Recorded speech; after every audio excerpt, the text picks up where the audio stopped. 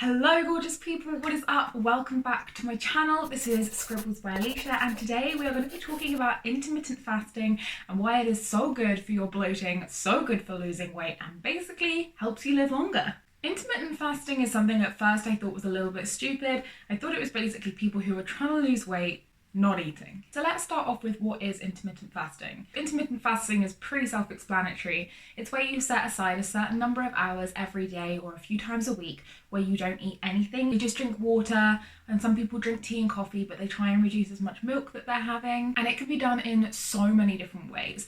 There are fasting methods, which I'm not going to talk about today, which are things like 5-2, which is where people eat really small amounts of calories for 2 days of the week and eat normally for 5 days of the week. There's also fasting where people do 24-hour fasts, 72-hour fasts. I am going to kind of touch on that, but what I'm going to really talk about today is how you can maintain fasting in your everyday life without going through a massive struggle and therefore reap the benefits from that without killing yourself and not eating for 3 days. So what are the different types of intermittent fasting and how would I suggest that you go about it?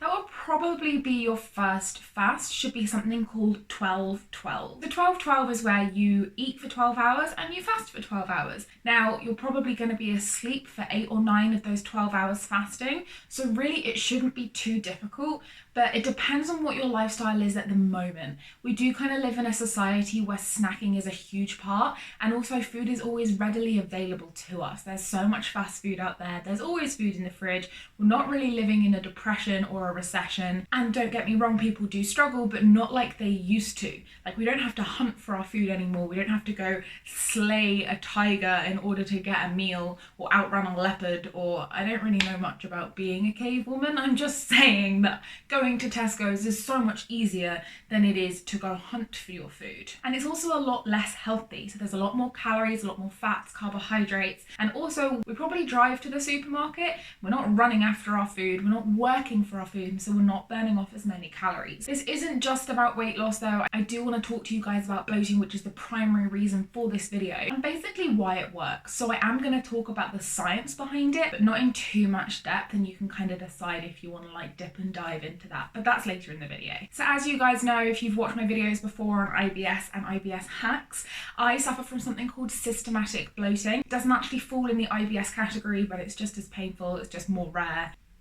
Yeah, it's nothing special. I basically just bloat to look 6 months pregnant, and it's painful and horrible, and we won't go into the nitty-gritty because if you're watching this you already know the nitty-gritty. However, if you don't have IBS and you just bloat sometimes, this is also a great video for you, and hopefully this can help you out. If not, I did link up my video just up there with some hacks which will help you all the time. Things like peppermint tea, which I actually have with me now, and basically just things that you can do in order to help your life move along. So intermittent fasting, I think for me, because we snack so often, you might find it easier before jumping into a fast is to just reduce the number of snacks you eat for a couple of days so that your gaps between meals are longer, and therefore you kind of start to ignore that hunger feeling. The human body can go a ridiculous amount of time without food, without anything bad happening to us, but it's the society that we live in that's causing us to constantly eat food. And once you've done a couple of 12-12 fastings, I would advise you move on to a 16-8 fasting. It's also a lot easier to do it when you're sleeping for longer periods of time. So if you want, you could start on a weekend where you're going to lie in and you're not going to be up at 6 a.m. I personally love it when I sleep straight through my entire fasting period because I haven't had to do the mental brain work to stop myself from eating, and it's pretty easy rewards. I have a pretty flat stomach when I wake up, I feel good, and whatever I eat fills me up really quickly because I've had that fasting period. So why should we fast? Basically, the great things that happen when we fast, there's a different timeline as you go on. So I'm going to talk to you about the different benefits you get from the length of time you fast for, and also the benefits you're going to get if you start doing intermittent fasting on a regular basis. I personally am in a point of my life where I'm doing 16-8 fasting. I've been doing it for about 10 days. I'll probably continue, and then I'll probably go up to something like 18-6, which is where you eat for 6 hours and you fast. Now,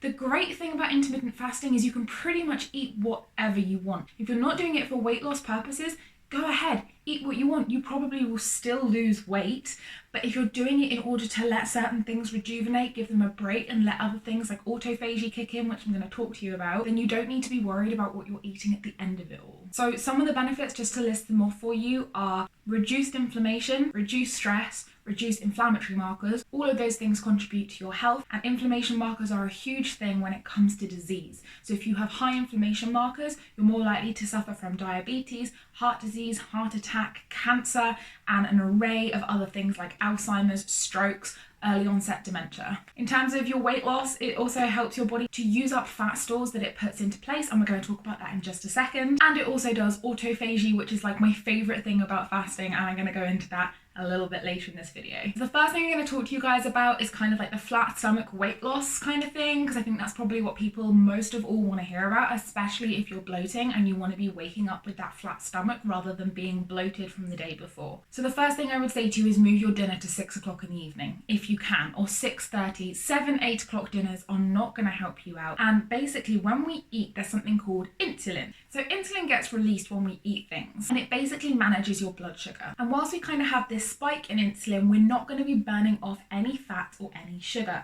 We're just going to be using whatever we eat. So let's say, for example, I eat a really high carbohydrate, high protein dinner, and I eat that at about 6 o'clock in the evening. That's going to make a massive spike in insulin while I'm eating. And when I stop eating, that insulin level will start to level off, and then over a long period of time start to decrease. If I had had maybe, as you know, a chicken salad, I would still have a peak in my insulin level, but the spike wouldn't go as high. So it has to decrease less in order for me to get to this point of fat reduction and fat burning. So let's meet somewhere in the middle. Let's kind of say 8 to 10 hours. So if you're doing a 16-hour fast, that gives you 6 hours of your body kind of kicking in and thinking, okay, we'll burn some fat reserves. But the thing is we're probably asleep and we're probably not moving very much. And so we don't really need to burn that much. Now, a beautiful thing happens when you hit 12 hours. And that is that growth hormone is produced. Now, growth hormone is something that children release lots of. They don't really have to worry about it, and that's why they can kind of eat anything they want and stay really thin. I had a nickname of hollow legs when I was in school because I would eat it and it wouldn't really go anywhere. But that all kind of ended when I kind of hit like 21, 22, but for some people it goes on until they're about 30 years old. For me, it was more about my IBS and my digestion that was causing me to have kind of weight gain problems, and also just to be consistently bloated and therefore have no confidence. Now, human growth hormone is amazing. It helps you burn fat, it helps you build muscle, and it reduces the effects of aging. And I don't mean in like a commercial way where I'm trying to sell you a product. I mean your cells literally start repairing and you have less waste product, and therefore aging process slows down. You're going to look younger and more radiant for longer if you fast on a regular basis. Now, what's amazing, between 13 and 15 hours of fasting, your human growth hormone levels can increase by 1,300%. You're going to start burning fat, you're going to start using other things to build muscle,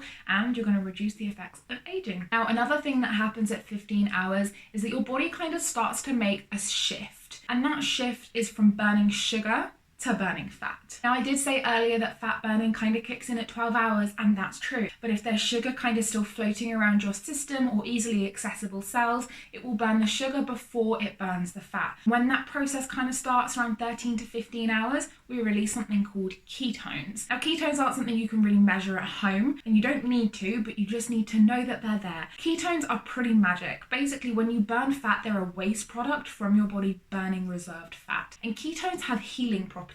And they basically go around your body and they heal things in your brain, in your muscles, in your bone, and also things called misfolded proteins. If you did biology and stuff like that, you might know what I'm talking about, but basically DNA is made up of blocks of proteins, and every now and then your body will make an error. This is what cancerous tumours are. They're lots of misfolded proteins and they grow as a mass. And basically ketones go around and kind of suction them up and get rid of them, and get rid of these toxins and horrible things that can lead to disease, can lead to weight gain, and they're just magic. And the best thing is they're a product from your body burning its own fat. So it's just a massive win-win situation here. Okay, so hour 17. This is pretty much why in a few days I'm going to go on to the 18-6 fasting. So that's fasting for 18 hours and eating for 6 hours, just because something pretty magical happens at 17-hour mark, and I don't want to be missing out on that. I'll probably only do it for 2 days and then do it again in a couple of weeks, but it's just so amazing. And that is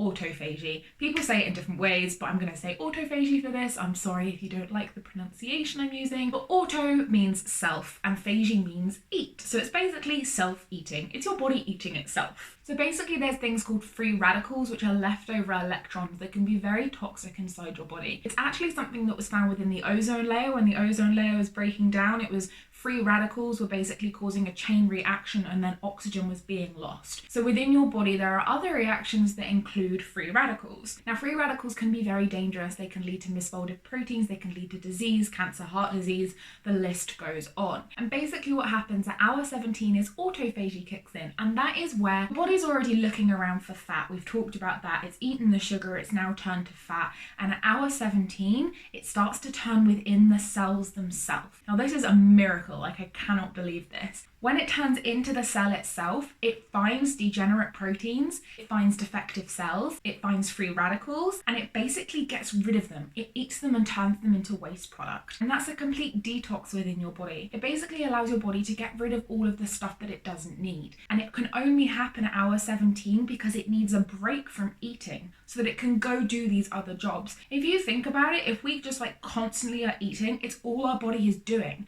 Digestion takes 24 hours. So if we're constantly putting food into our body, we're not giving it a chance to do what it needs to do in order to stay healthy for longer. So at hour 17, you've got growth hormone, you've got autophagy, you've got fat burning, and you've got ketones. So that's pretty incredible if you make it to 17 hours. And those things will just continue. If you continue to fast, they will continue happening. Also, at this point, you shouldn't really be having any of your IBS symptoms. If you have irritable bowel disease, it might take a little bit longer just because, like I said, digestion takes 24 hours. But the thing I'm going to talk to you about later about gut health blew my mind. I didn't even know it existed. I didn't find it out until I started doing more research for this video, and I'd already been fasting for a couple of weeks. Okay, so I'm now going to talk about the things that happen at 24 hours. Now, I'm not saying that everyone watching this video will do this, but I just wanted to let you know because there is something absolutely incredible. Well, there's 3 incredible things, but one in particular that should help you with your IBS, IBD, and so many other conditions. MIT did a study and they found that at 24 hours, intestinal stem cells start to be produced in a massive proportion. Stem cells are incredible. We extract them from bone marrow and from placental blood to treat cancer, and they can do absolute wonders for your body. The fact that we can actually increase the amount that are produced in our intestines is magic, especially if you have IBS or IBD. And this isn't something I knew, so it is something that I am going to get ready to do in the future because it's just absolutely amazing that something that we can actually do ourselves. The other thing that happens is BDNF is released, and that's basically just magic brain juice. And also, whilst BDNF is released, serotonin is released, which makes you super happy and gives you a boost in your mood and makes you feel great. And the third thing is CRP is reduced, which helps reduce blood pressure, inflammation, and all those horrible diseases that come with that problem. Now, I also just want to say quickly, for anxiety and depression, a big part of that is when your dopamine receptors become kind of numb to the effects of dopamine. After 24 hours, after we stop reaching for food and getting that really easy release, our dopamine receptors reset and we basically become sensitized again to dopamine, and it can really help with mood conditions, and often with IBS and IBD, depression and anxiety can follow. So it's so amazing that this can actually address all of those problems. Now, I am going to talk about one final part of time, and that is 36 to 48 hours.